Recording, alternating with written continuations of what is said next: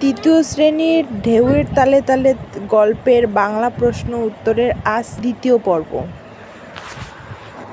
এর আগের ভিডিওতে আমরা একের এক কথায় উত্তর দাও এই সব প্রশ্নের উত্তর করেছি।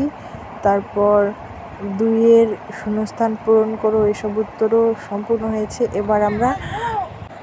এবার আমরা 3-এর দাগের টিকা লেখর প্রশ্ন উত্তর করব। প্রথম প্রশ্ন হচ্ছে সেক্সট্যান্ট। অনেক সময় স্টুডেন্টরা বুঝতেই পারে না যে টিকা লেখো বলতে আমরা কি লিখব, প্রশ্নের উত্তরে কেমন করে লিখব, কেমন করে প্রশ্নের উত্তরটা আমরা লিখলে নাম্বার পাবো।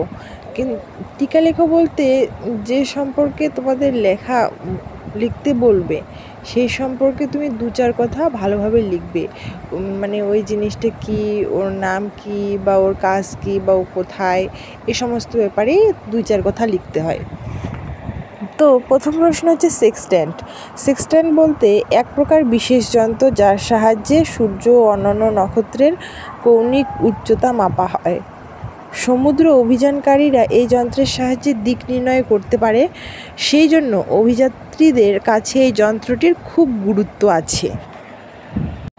এর পরের প্রশ্ন কনৌজি আংড়ে। কনৌজি আংড়ে বলতে বিশেষভাবে নির্মিত এক প্রকার ডিঙ্গি, এতে করেই পিনাকি রঞ্জন সমুদ্র পাড়ি দিয়েছিলেন।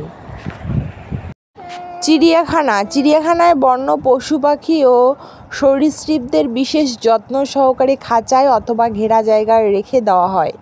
দর্শকরা নিরাপদে বন্য জন্তু জানোয়ারদের সেখানে গিয়ে দেখতে পারে। বিশ্বের সব দেশেই চিড়িয়াখানা আছে। কলকাতার চিড়িয়াখানা বিশ্ববিখ্যাত। রসগোল্লা। ছানা ও চিনি সহযোগে নির্মিত এক প্রকার মিষ্টান্ন। বাঙালিদের কাছে রসগোল্লা অত্যন্ত প্রিয়। বাঙালি ময়রাদের নির্মিত রসগোল্লা বিশ্ববিখ্যাত। অভিযান। কোনো দুর্গম স্থানে যাওয়ার জন্য দুঃসাহসিক প্রয়াসকে অভিযান বলা হয়। পাহাড়, জঙ্গল, সমুদ্র, যে কোনো স্থানে কষ্টসাধ্যভাবে যাওয়ার চেষ্টাই অভিযান।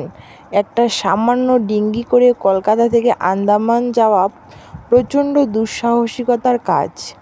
পিনাকিরঞ্জন আর ডিউক এই দুঃসাহসিক কাজেই ব্রতী হয়েছেন, তাই তাদের চেষ্টাকে অভিযান বলা যায়। 4-এর দাগের প্রশ্ন উত্তর বাক্য তৈরি করো। সমুদ্র। আমাদের দেশের 3 দিকে ঘিরে আছে সমুদ্র। কচ্ছপ। কচ্ছপ খুব ধীরে ধীরে চলাফেরা করে। নৌকা। নৌকায় চেপে নদীতে ঘুরতে খুব মজা লাগে। পিঁপড়ে। পিঁপড়ে খুবই ক্ষুদ্র প্রাণী। সাঁতার। সাঁতার কাটতে ভালোবাসি। ঘুড়ি। বিশ্বকর্মা পুজোর দিন সারা আকাশ ঘুড়িতে ছেয়ে থাকে।